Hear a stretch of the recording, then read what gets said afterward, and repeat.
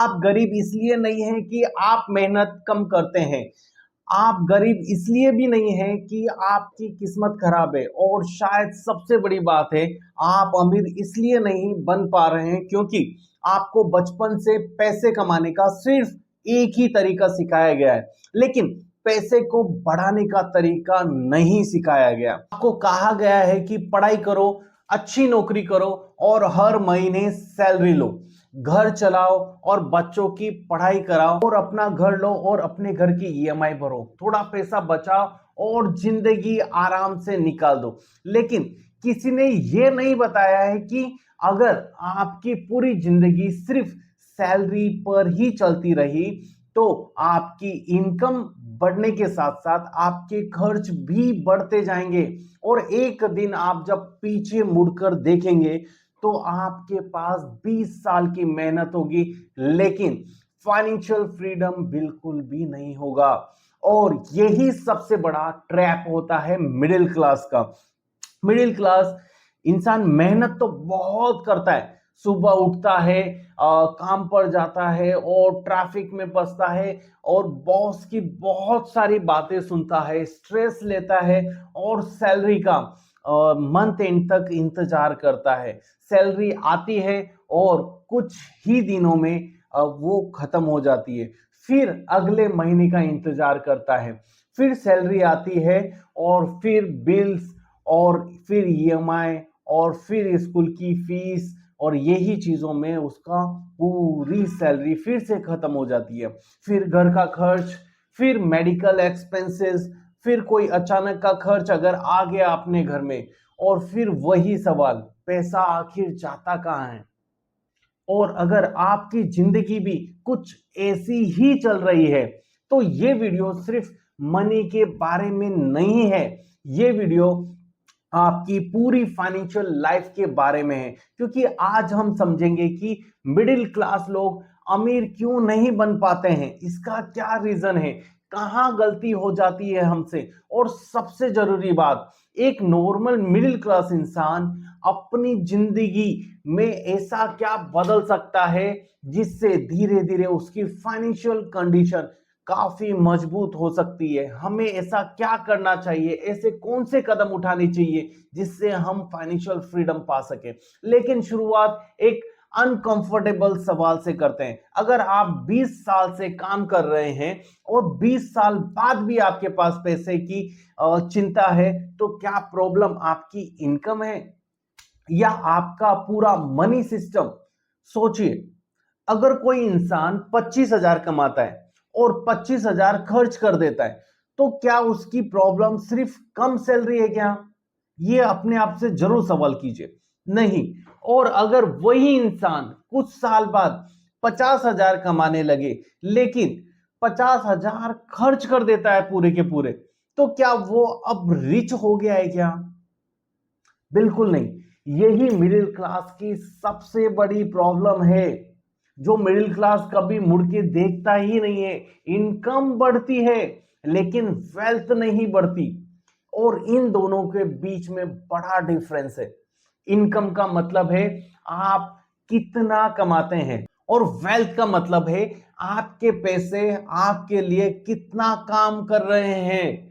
एक आदमी 1 लाख रुपए महीने कमाता है और हर महीने 1 लाख खर्च कर देता है। दूसरा आदमी 60,000 रुपए महीना कमाता है लेकिन हर महीने 15,000 इन्वेस्ट करता है और अपनी इनकम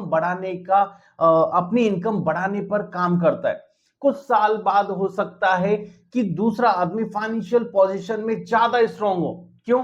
क्योंकि रिच बनने का गेम सिर्फ इनकम का गेम नहीं है, ये मनी मैनेजमेंट का गेम है। और अब यहां एक बहुत इंपॉर्टेंट बात आती है, मिडिल क्लास को सबसे पहले अपनी सोच बदलनी होगी। लेकिन इसका मतलब यह नहीं है कि मिडिल क्लास गलत सोचता है। मेरा बोलने का मतलब बिल्कुल नहीं है कि मिडिल क्लास गलत सोचता है, बिल्कुल नहीं। मिडिल क्लास ने सर्वाइवल सीखा है, रिस्क से बचना सीखा है, फैमिली को सिक्योर रखना सीखा है, और ये चीजें गलत नहीं है। प्रॉब्लम तब होती है जब सर्वाइवल की सोच पूरी जिंदगी की सोच बन जाती है, जब इंसान हर डिसीजन सिर्फ इस डर से लेने लगता है कि वो कहीं पैसा खत्म न हो जाए, और इसी डर में वो कभी पैसा बनाने का रिस्क नहीं लेता। उदाहरण के लिए एक हम समझते हैं, मान लीजिए आपकी सैलरी हर महीने 5,000 बचते हैं, पूरी सैलरी में से आपके 5,000 रुपए महीना बच जाता है। आप सोचते हैं कि इतने कम पैसे में क्या होगा, और आप इन्वेस्ट ही नहीं करते। फिर 5 साल बाद भी आपके पास में वही कुछ 1,000 रुपए बच जाते हैं। लेकिन अगर आपने छोटे अमाउंट से शुरुआत की होती तो कम से कम आपका फाइनेंशियल जर्नी शुरू हो चुका होता। मिडिल क्लास अक्सर परफेक्ट टाइम का इंतजार करता है कि मेरा टाइम आएगा, जब सैलरी बढ़ेगी तब मैं इन्वेस्ट करूंगा, जब घर बन जाएगा तब इन्वेस्ट करूंगा, जब बच्चों की फीस खत्म होगी तब इन्वेस्ट करूंगा, जब लोन खत्म होगा तब इन्वेस्ट करूंगा, जब बिजनेस शुरू होगा तब इन्वेस्ट करूंगा। लेकिन प्रॉब्लम यह है, वो जब कभी आता ही नहीं, क्योंकि जिंदगी में नया खर्च हमेशा तैयार रहता है आने के लिए। आज रेंट है, कल होम लोन होगा। आज बच्चे छोटे हैं, कल उनकी स्कूल फीस बढ़ेगी। आज एक बाइक है, कल कार चाहिए होगी आपको। आज छोटा घर है, कल बड़ा घर चाहिए होगा आपको, क्योंकि आपके बच्चे भी बड़े हो गए होंगे। आज मोबाइल ठीक है, कल नया मोबाइल चाहिए होगा आप। यानी अगर आपने अपनी इनकम बढ़ाने के साथ अपनी लाइफस्टाइल को भी लगातार बढ़ाया तो आपकी फाइनेंशियल सिचुएशन शायद कभी मजबूत ही नहीं होगी। इसे एक सिंपल एग्जांपल से समझिए। मान लीजिए आपकी सैलरी 30,000 के करीब है, राइट, और आप 25,000 उसमें से पूरे खर्च कर देते हैं। अब आपके पास 5,000 बचते हैं, फिर सैलरी बढ़कर 40,000 हो जाती है। आप सोचते हैं अब जिंदगी थोड़ी बेटर होगी है, और खर्च 35,000 हो जाता है। सेविंग फिर 5,000, फिर सैलरी 60,000 हो जाती है। नई बाइक, बाहर खाना, महंगे फोन्स, नई शॉपिंग्स और थोड़ी लाइफस्टाइल अपग्रेड कर देना। खर्च 55,000, सेविंग फिर से 5,000, सैलरी 1,00,000 पहुंच जाती है। बड़ा घर, बड़ी कार, बड़ी ईएमआई, बड़ी लाइफस्टाइल और सेविंग शायद फिर भी वही 5,000 या 10,000। यही लाइफस्टाइल इन्फ्लेशन है, और मिडिल क्लास को रिच बनने से रोकने वाले सबसे बड़ा रीजन में से एक यही रीजन है। हम दिखावे में खर्चा करते हैं, हम अमीर होने की जगह अमीर दिखने में खर्चा करते हैं। सैलरी बढ़ने से पहले आदमी सोचता है मेरी इनकम बढ़ेगी तो मैं इन्वेस्ट करूंगा। सैलरी बढ़ेगी, सैलरी बढ़ने के बाद उसका माइंड कहता है अब थोड़ा सा अच्छा जीना चाहिए। और अच्छा जीना गलत नहीं है, लेकिन अगर आपकी पूरी इनकम सिर्फ आपकी लाइफस्टाइल बढ़ाने में जा रही है तो आप रिच नहीं बन रहे, आप सिर्फ महंगे तरीके से मिडिल क्लास लाइफ जी रहे हैं। और यहां हमें एक बहुत सिंपल रूल समझना है, हर बार इनकम बढ़े तो पूरे पैसे खर्च मत कीजिए। मैं बार बार ये चीजें बोलता हूं। मान लीजिए आपकी सैलरी 10,000 बढ़ी, तो जरूरी नहीं कि आपका खर्च भी 10,000 बढ़ जाए।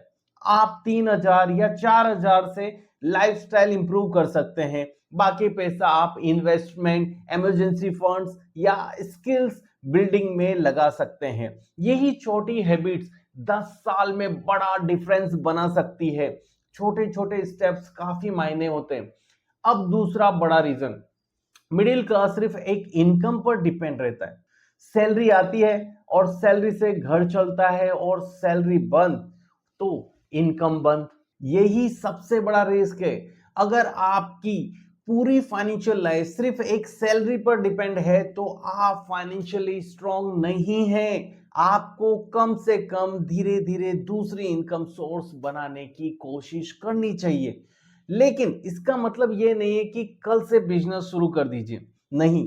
पहले अपनी स्किल्स बढ़ाइए, कुछ नया सीखिए, ऑनलाइन टीचिंग कीजिए, कंसल्टिंग कीजिए, डिजिटल सर्विस प्रोवाइड कीजिए, स्मॉल बिजनेसेस में पार्टनरशिप करने की कोशिश कीजिए, किसी के साइड में कोई साइड वर्क स्टार्ट कीजिए। आपके पास जो स्किल्स हैं उसे इनकम में बदलने की कोशिश कीजिए। कोई छोटा बिजनेस घर से स्टार्ट कीजिए, क्योंकि आज के समय में सिर्फ नौकरी करना प्रॉब्लम नहीं है, प्रॉब्लम है सिर्फ नौकरी पर डिपेंड रहना। एक इनकम सोर्स आपको सरवाइव करा सकता है, मल्टीपल इनकम सोर्स आपको स्ट्रॉन्गर बना सकता है, लेकिन यहां भी एक वार्निंग है, हर चीज में पैसा लगाने के चक्कर में मत पड़िए। हर ऑनलाइन स्कीम इन्वेस्टमेंट्स नहीं होती, हर क्रिप्टो अपॉर्चुनिटी नहीं होती, हर ट्रेडिंग अपॉर्चुनिटी नहीं होती, हर डबल मनी ऑफर सच नहीं होता। जो व्यक्ति जल्दी रिच बनने के चक्कर में अपनी पूरी सेविंग्स अननोन जगह पर लगा देते हैं, वो वेल्थ नहीं बना रहा, वो रिस्क ले रहा है। रिच बनने का सबसे बोरिंग तरीका ही अक्सर सबसे स्ट्रॉन्ग तरीका होता है। कमाओ, बचाओ, इन्वेस्ट करो, टाइम दो और अपनी इनकम बढ़ाते रहो। ये सुनने में काफी बोरिंग लगता है, लेकिन वेल्थ अक्सर बोरिंग हैबिट से ही बनती है। अब तीसरी बड़ी गलती जो मिडिल क्लास करते हैं, मिडिल क्लास अक्सर एसेट और लाइबिलिटीज में डिफरेंस नहीं करते। सिंपल लैंग्वेज में इसे समझते हैं, ऐसी चीजें जो आपके पैसे बढ़ाने में मदद करे वो आपके एसेट्स हो सकते हैं, और ऐसी चीजें जो लगातार आपकी जेब से पैसा निकालती रहें वो आपकी लाइबिलिटीज बन सकती हैं। मान लीजिए आपने एक एक्सपेंसिव कार खरीद ली है, राइट। अब कार आपको खुशी देती है, ट्रेवल आसान करती है और फैमिली के लिए काफी यूजफुल है, आपको एक समाज में आपका एक स्टैंडर्ड सेट कर देती है। लेकिन अगर उसकी ईएमआई, फ्यूल और इंश्योरेंस और मेंटेनेंस सब मिलाकर आपकी इनकम का बड़ा हिस्सा खा जाती है, तो फाइनेंशियल पॉइंट ऑफ व्यू से आपको समझना होगा कि क्या ये आपके वेल्थ बिल्डिंग गोल को स्लो कर रही है। दूसरी तरफ अगर आप ऐसी चीजों में पैसा लगाते हैं जो लॉन्ग टर्म में इनकम या वैल्यू क्रिएट कर सकते हैं, तो आपका पैसा आपके लिए काम करना शुरू कर सकता है। यही डिफरेंस है दिखने में रिच और फाइनेंशियली रिच होने में। दिखने में रिच इंसान के पास में एक्सपेंसिव फोन्स हो सकता है, एक्सपेंसिव कार हो सकती है, ब्रांडेड क्लॉथ्स दिख सकते हैं, बड़ा घर हो सकता है, लेकिन अगर हर चीज ईएमआई पर है तो बाहर से लाइफस्टाइल रिच दिख सकती है आपको, अंदर से फाइनेंशियली प्रेशर काफी ज्यादा हो सकता है। हर चीज ईएमआई पे लेने की हैबिट्स काफी रिस्की होती है, और एक फाइनेंशियली स्ट्रांग इंसान शायद सिंपल फोन यूज करे, सिंपल कार चलाए, लेकिन उसके पास में इमरजेंसी फंड होगा, इन्वेस्टमेंट्स हो सकती हैं, डेब्ट कंट्रोल में होगा, उसके कितना लोन जो वो इजीली पेड कर सके, या उसके पास में अल्टरनेट कोई चीज होगी जिससे वो लोन को इजीली क्लोज कर सके, इनकम बढ़ाने की स्किल्स हो, और सबसे जरूरी उसे हर महीने पैसे की चिंता ना हो।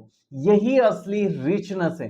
अब एक और बहुत बड़ी गलती जो मिडिल क्लास करते हैं, मिडिल क्लास अक्सर सेविंग्स को वेल्थ समझ लेते हैं। सेविंग जरूरी है, बहुत जरूरी है, राइट, लेकिन सिर्फ सेविंग से लॉन्ग टर्म वेल्थ क्रिएट करना मुश्किल हो सकता है, क्योंकि समय के साथ चीजों की कीमत बढ़ती रहती है। जैसे ही एक नॉर्मल बात से समझते हैं, बैंक आपको 3 to 4% इंटरेस्ट देता है सेविंग्स पे, वही इन्फ्लेशन रेट 6% के करीब है। आज 1 लाख की जो वैल्यू है कुछ साल बाद वही बाइंग पावर नहीं रह सकता उसका, शायद वो आज 1 लाख की चीज 1.5 लाख में। इसलिए इमरजेंसी फंड के बाद आपको अपनी सिचुएशन के हिसाब से लॉन्ग टर्म इन्वेस्टिंग के बारे में सीखना चाहिए, जैसे mutual funds, index funds, PPF, EPF, bonds या दूसरे सुटेबल ऑप्शंस। लेकिन बिना समझे सिर्फ किसी के कहने पर पैसा मत लगाइए। इन्वेस्टमेंट का मतलब सिर्फ रिटर्न नहीं, रिस्क भी होता है, टाइम भी होता है और गोल भी होता है। इसलिए पहले सीखिए, फिर इन्वेस्ट कीजिए, और सबसे इंपॉर्टेंट, अपने सारे पैसे एक जगह मत लगाइए, क्योंकि वेल्थ बनाने में पैशंस बहुत इंपॉर्टेंट है। और अपने पैसे को डाइवर्सिफाइड करके रखिए। आज 5,000 इन्वेस्ट करके कल करोड़पति बनने की उम्मीद मत रखिए। वेल्थ का सबसे पावरफुल फ्रेंड है, वो है आपका टाइम। मान लीजिए कोई व्यक्ति 25 साल की उम्र में इन्वेस्टिंग शुरू करता है, वही छोटे अमाउंट से शुरुआत करता है, हर साल थोड़ा अमाउंट बढ़ाता है और लंबे समय तक एक डिसिप्लिन बनाए रखता है और कंटिन्यू इन्वेस्टिंग करते रहता है, तो कंपाउंडिंग धीरे धीरे करके अपना काम कर सकता है। कंपाउंडिंग को सिंपल लैंग्वेज में समझिए, आज आपके पास से थोड़ा रिटर्न मिलता है, कल उस रिटर्न पर भी रिटर्न मिल जाएगा आपको, राइट? फिर उस पर भी जो रिटर्न्स आएंगे उसके ऊपर भी जो रिटर्न होगा उस पर भी रिटर्न्स मिलेगा। शुरुआत में ग्रोथ थोड़ी छोटी दिखाई देती है, लेकिन समय के साथ इफेक्ट बड़ा होता है इसका। यही कारण है कि वेल्थ बिल्डिंग में सिर्फ अमाउंट इंपॉर्टेंट नहीं है, आप कितना जल्दी शुरू कर रहे हैं ये इंपॉर्टेंट है। इसलिए मैं यंग जनरेशन को हमेशा बोलता हूं कि आपको स्टार्टिंग में ही इन्वेस्टमेंट करनी है। और मिडिल क्लास की सबसे बड़ी गलती यही होती है, वो इन्वेस्टिंग शुरू करने के लिए बहुत देर कर देता है, क्योंकि वो सोचता है अभी पैसे कम है। लेकिन सच है कि शुरुआत करने के लिए परफेक्ट अमाउंट नहीं चाहिए। आप 500 से शुरुआत कर सकते हैं, 1000, 2000, जिस हिसाब से आपका बजट हो उस हिसाब से, पर इन्वेस्टमेंट जल्दी शुरू कीजिए। शुरुआत करने के लिए डिसिप्लिन चाहिए। अब चौथा सबसे बड़ा रीजन, मिडिल क्लास अक्सर फाइनेंशियली एजुकेशन को सीरियस नहीं लेते। ये हमने हमेशा देखा है।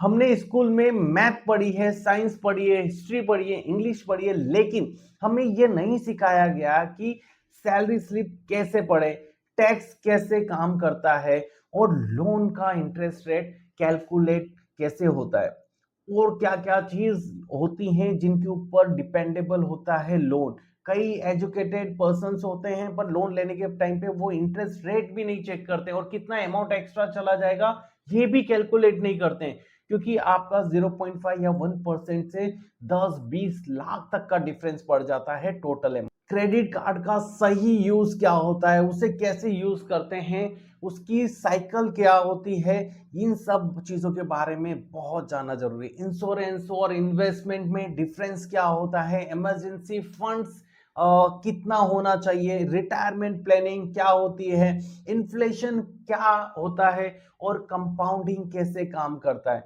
और सबसे बड़ी बात, पैसा कमाने के बाद उसे मैनेज कैसे किया जाता है। देखो, पैसा तो कमा लिया, उससे इंपॉर्टेंट है उस पैसे को आपके लिए काम करना। ये चीज हमें नहीं सिखाई जाती। इसलिए अगर आप सच में अपनी फाइनेंशियल लाइफ बदलना चाहते हैं तो हर महीने थोड़ा समय मनी मैनेजमेंट सीखने में लगाएं। आपको फाइनेंस एक्सपर्ट बनने की जरूरत नहीं है, बस इतना सीखिए कि कोई आपको आसानी से कंफ्यूज ना कर सके, कोई आपको ये ना कह सके कि सर गारंटेड रिटर्न है और आप बिना पूछे बिना सोचे समझे पैसा दे दें, कोई आपको एक्सपेंसिव लोन दे और आप सिर्फ ईएमआई देखकर खुश हो जाएं। याद रखिए, लोन की ईएमआई छोटी हो सकती है लेकिन टोटल पेमेंट बहुत बड़ा हो सकता है।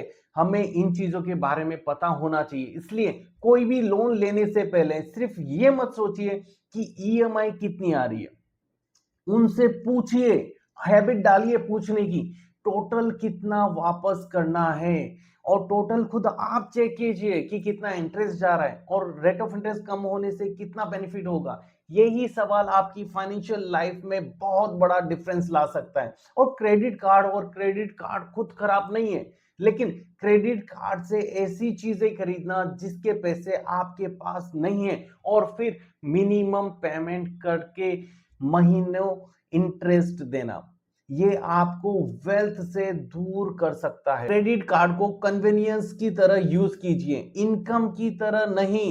अब बात करते हैं कि एक ऐसी चीज की जो मिडिल क्लास को सबसे ज्यादा फाइनेंशियली कमजोर बनाती है, वो क्या है? कंपैरिजन। आपका दोस्त नई कार ले लेता है और आप सोचते हैं मुझे भी नई कार लेनी है। कोई नया फोन खरीद लेता है कोई दोस्त, अब तो बाबा उससे बेटर फोन खरीदना है मुझे। आप सोचते हैं मेरे फोन पुराना हो गया। कोई बड़ा घर खरीदता है तो आप सोचते हैं कि मुझे इससे बड़ा घर अभी ही खरीदना है, चाहे बेशक हमारा बजट ना हो, हम कब लेंगे। कोई फॉरेन ट्रिप पर जाता है तो आप सोचते हैं कि हम पीछे क्यों हैं, लेकिन आप ये नहीं देखते कि उसकी इनकम कितनी है और आपकी इनकम कितनी है, उसने सेविंग्स कब से स्टार्ट की है और आपने क्या सेविंग्स स्टार्ट किए हैं, राइट? उसकी ईएमआई कितनी है, आपकी ईएमआई कितनी है, उसका लोन कितना है, इसकी उसकी सेविंग्स कितनी है, उसकी फाइनेंशियल रिस्पॉन्सिबिलिटीज क्या है, आप सिर्फ उसकी हाईलाइट देखते हैं और अपनी पूरी लाइफ से कंपेयर करते हैं। सोशल मीडिया ने इस प्रॉब्लम को और बड़ा कर दिया है। इंस्टाग्राम पर हर कोई सक्सेसफुल दिख सकता है, यूट्यूब पर हर कोई मिलियनियर दिख सकता है आपको, लेकिन रियल लाइफ में वेल्थ का सबसे बड़ा हिस्सा दिखता ही नहीं। आपको बैंक बैलेंस दिखाई नहीं देता, इन्वेस्टमेंट पोर्टफोलियो दिखाई नहीं देता, डेब्ट दिखाई नहीं देता है, फाइनेंशियल स्ट्रेस दिखाई नहीं देता है। इसलिए अपनी फाइनेंशियल जर्नी को किसी और की लाइफस्टाइल से कंपेयर मत कीजिए। आपका टारगेट ये नहीं होना चाहिए कि मुझे उससे ज्यादा रिच दिखना है, बल्कि आपका टारगेट होना चाहिए कि मुझे कल से फाइनेंशियल स्ट्रॉन्गर बनना है। आपको अपनी इनकम का एक हिस्सा फ्यूचर वाले अपने आप को देना शुरू करना होगा। आज आप 50,000 कमाते हैं, उसमें से कुछ पैसा आज के खर्च के लिए है और कुछ फैमिली के लिए, और कुछ आपका पैसा इमरजेंसीज के लिए होना चाहिए, और कुछ आपके फ्यूचर के लिए आपको इन्वेस्ट करना होगा। लेकिन फ्यूचर वाला पैसा सबसे आखिर में नहीं बचाना चाहिए आपको, क्योंकि अगर आप पहले पूरा खर्च कर लेंगे तो शायद कुछ नहीं बचे लास्ट में आपके पास में। इसलिए एक सिंपल सिस्टम बनाइए कि सैलरी आते ही सबसे पहला आपका काम होना चाहिए कि सेविंग्स का पैसा अलग से निकालें और इन्वेस्टमेंट्स का हिस्सा अलग कर दें, राइट। फिर बिल्स और फिर बाकी खर्च इसी ऑटोमेशन से भी आसान बनाया जा सकता है। आप रेगुलर वो अमाउंट का इन्वेस्टमेंट्स ऑटोमेटिकली सैलरी आते ही कट जाए। सैलरी आते ही एसआईपी हो या इन्वेस्टमेंट्स के ऑटोमेटिकली चला जाए, जहां पर भी आप इन्वेस्टमेंट करते हैं आपको हर महीने सोचने की जरूरत ना पड़े, क्योंकि फाइनेंशियल सक्सेस मोटिवेशन से कम और सिस्टम से ज्यादा आता है।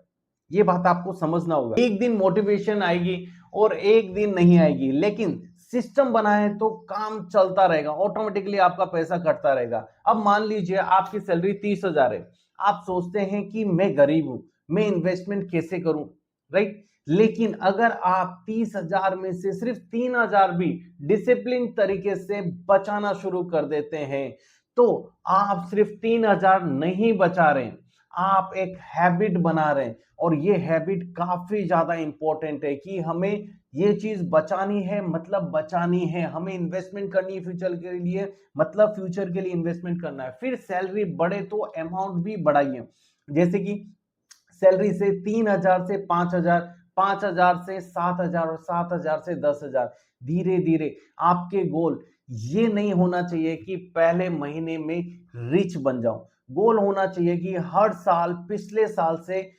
Financially better बनूं। और यही सोच मिडिल क्लास को धीरे धीरे अपर ले जाती है, और यही सोच मिडिल क्लास को धीरे धीरे ऊपर ले जाती है। अब एक और बात, अगर आपकी इनकम कम है तो सिर्फ खर्च कम करने पर फोकस मत कीजिए, क्योंकि खर्च की एक लिमिट होती है। आप 0 तक खर्च कर सकते हैं, लेकिन इनकम की कोई फिक्स्ड लिमिट नहीं होती है। इसलिए इनकम बढ़ाने पर भी काम कीजिए। अगर आप 20,000 कमाते हैं तो आपका सबसे बड़ा इन्वेस्टमेंट शायद कोई स्टॉक नहीं हो, बल्कि आपकी स्किल्स हो सकती है।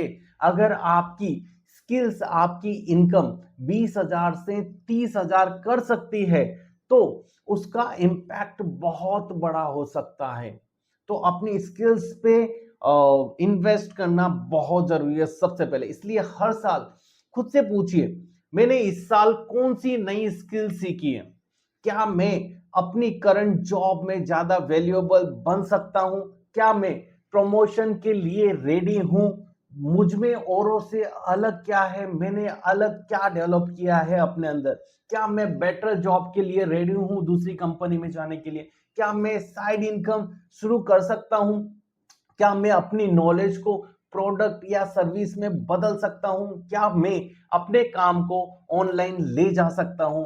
क्योंकि वेल्थ बिल्डिंग में एक फॉर्मूला बहुत सिंपल है, कम खर्च करो, लेकिन सिर्फ इतना नहीं, ज्यादा वैल्यू क्रिएट करो। अपनी इनकम को बहुत तेजी से बढ़ाओ और इनकम बढ़ने पर पूरा लाइफस्टाइल अपग्रेड में खर्चा मत करो। यही बैलेंस है। अब बात करते हैं इमरजेंसी फंड की, क्योंकि कई मिडिल क्लास फैमिलीज की पूरी फाइनेंशियल प्लानिंग एक अनएक्सपेक्टेड इवेंट से टूट जाती है। जॉब चली गई, मेडिकल एक्सपेंसेस आ गया, बिजनेस में लॉस हो गया, घर में कोई बड़ा खर्च आ गया और फिर इन्वेस्टमेंट्स बेचनी पड़ती हैं, लोन लेना पड़ता है, क्रेडिट कार्ड यूज करना पड़ता है। इसलिए इमरजेंसी फंड बहुत इंपॉर्टेंट है। कितना होना चाहिए इमरजेंसी फंड्स हमारे पास में, ये आपकी इनकम और आपकी रिस्पॉन्सिबिलिटीज पर डिपेंड करता है, राइट। लेकिन धीरे धीरे ऐसा फंड बनाना अच्छा है जिससे कुछ महीनों के जरूरी खर्च कवर हो सके। इसका पर्पस रिटर्न कमाना बिल्कुल नहीं है, इसका पर्पस है मुश्किल समय में आपको मजबूर होकर गलत फाइनेंशियल डिसीजंस ना लेना पड़े। तो इसलिए इमरजेंसी फंड 6 से लेकर 12 मंथ्स के जो आपका मंथली खर्चा है उतना होना चाहिए आपके पास में, और यही फाइनेंशियल फ्रीडम का एक बड़ा हिस्सा भी है। इंश्योरेंस की बात, कई लोग इन्वेस्टमेंट्स तो कर लेते हैं लेकिन फैमिली की फाइनेंशियल प्रोटेक्शन नहीं करते। अगर फैमिली आपकी इनकम पर डिपेंड करती है तो लाइफ इंश्योरेंस और हेल्थ इंश्योरेंस जैसे प्रोटेक्शन टूल्स को समझना बहुत जरूरी है।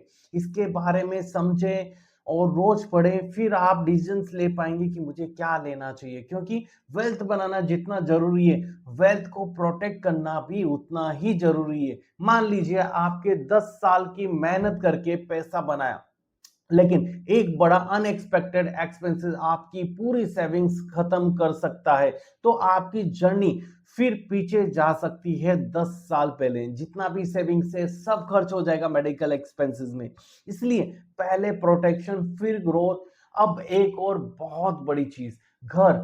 मिडिल क्लास के लिए घर सिर्फ एक इन्वेस्टमेंट नहीं होता, एक इमोशन होता है। फैमिली है, सिक्योरिटी है, लेकिन सिर्फ इसलिए कि घर अपना होना चाहिए बहुत बड़ा लोन लेना हमेशा सही डिसीजन नहीं होता। अगर घर की ईएमआई आपकी इनकम का बहुत बड़ा हिस्सा खा जाती है तो बाकी के गोल्स आपके रुक सकते हैं, इन्वेस्टमेंट रुक सकता है, इमरजेंसी फंड्स नहीं बन पाए, रिटायरमेंट प्लानिंग आपकी रुक सकती है, बच्चों के गोल्स पर प्रेशर आ सकता है। इसलिए घर खरीदना है तो जरूर सोचिए, लेकिन इमोशंस के साथ नंबर्स भी ध्यान रखिए। आपको घर खरीदना है लेकिन ऐसा घर नहीं खरीदना चाहिए जो आपकी पूरी जिंदगी की फ्रीडम खरीद ले, क्योंकि घर आपका होना चाहिए, आप घर के नहीं। अब रिटायरमेंट की बात करते हैं। मिडिल क्लास एक कॉमन थॉट होता है सब में, अभी रिटायरमेंट में बहुत टाइम बाकी है,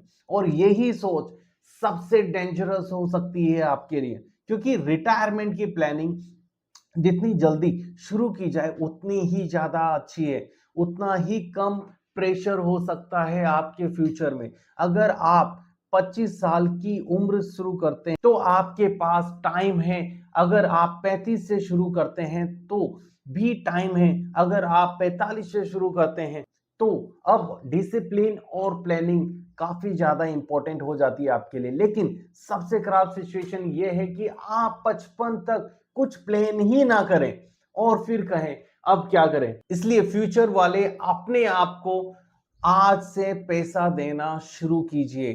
एक दिन आपका फ्यूचर सेल्फ आपको थैंक यू बोलेगा। अब एक बहुत इंपॉर्टेंट बात, रिच बनने का मतलब ये नहीं है कि आप करोड़ों रुपए के मालिक बन जाएं और फिर भी अंदर से परेशान रहें। रिच बनने का असली मतलब है आपके पास में चॉइसेस हो। अगर आपको खराब जॉब छोड़नी पड़े तो आप तुरंत टूट ना जाए। अगर बिजनेस में कुछ महीनों की प्रॉब्लम आ जाए तो फैमिली का खाना ना रुके और फैमिली पर प्रॉब्लम्स ना आ जाए। अगर कोई इमरजेंसी आ जाए तो आपको हर किसी से पैसे मांगने ना पड़े। अगर आप कुछ महीनों काम नहीं करना चाहते तो आपके पास में कुछ फाइनेंशियल बैकअप जरूर होना चाहिए। अगर आपको अपने बच्चों के फ्यूचर के लिए डिसीजंस लेना हो तो सिर्फ पैसे की कमी की वजह से सपना ना छोड़ना पड़े। यही फाइनेंशियल फ्रीडम है और यही मिडिल क्लास के लिए सबसे बड़ा गोल होना चाहिए। अब सोचिए, आप आज से अपनी जिंदगी में सिर्फ 5 चीजें बदल दे। पहली, हर महीने इनकम का एक फिक्स हिस्सा पहले अलग करेंगे। दूसरा, पहले अननेसेसरी एक्सपेंसेस को पहचानेंगे। तीसरा, हर साल अपनी इनकम बढ़ाने की कोशिश करेंगे, ये ध्यान देना जरूरी है। चौथा, लॉन्ग टर्म और इन्वेस्टमेंट्स को समझेंगे और डिसिप्लिन करेंगे, राइट। पांचवा, बैड डेब्ट और अननेसेसरी ईएमआई से बचने की कोशिश करेंगे। बस आपको कोई मैजिक फॉर्मूला नहीं चाहिए, कोई सीक्रेट स्टॉक नहीं चाहिए, कोई ओवरनाइट मिलेनियर स्कीम्स नहीं चाहिए। आपको चाहिए सिर्फ और सिर्फ एक सिंपल सिस्टम, और उस सिस्टम पर सालों तक टिके रहने की ताकत, और वही सिस्टम एक दिन आपको बहुत बड़ा बेनिफिट देगा। क्योंकि वेल्थ एक दिन में नहीं बनती है, लेकिन एक दिन में खत्म जरूर हो सकती है अगर आपने उसे गलत तरीके से बनाया। इसलिए जल्दी अमीर बनने की बजाय धीरे धीरे फाइनेंशियली स्ट्रांग बनिए। दो दोस्त थे, दोनों की सैलरी लगभग बराबर थी। पहला दोस्त हर सैलरी इंक्रीज के बाद में अपनी लाइफस्टाइल बढ़ाता गया।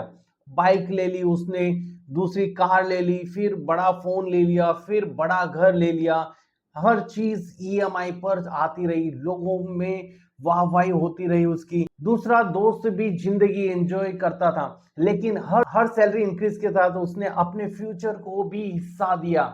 उसने इमरजेंसी फंड्स बनाया, इंश्योरेंस लिया, लॉन्ग टर्म इन्वेस्टमेंट किया और अपनी स्किल्स को इंप्रूव किया और साइड इनकम के लिए कोशिश की।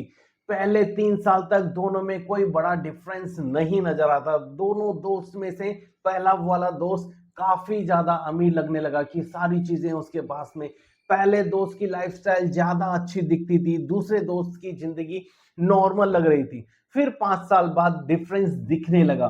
पहले दोस्त की सैलरी ज्यादा थी, लेकिन ईएमआई भी बहुत ज्यादा बढ़ चुकी थी। दूसरे दोस्त की सैलरी शायद उतनी नहीं थी, लेकिन उसके पास में सेविंग्स थी और उसके पास में उसकी इन्वेस्टमेंट्स थी, और उसने अपने स्किल्स डेवलपमेंट पे फोकस किया, इमरजेंसी फंड्स बनाया था, और स्किल्स की वजह से इनकम बढ़ाने की एबिलिटी भी थी। 10 साल बाद डिफरेंस और बड़ा हो गया।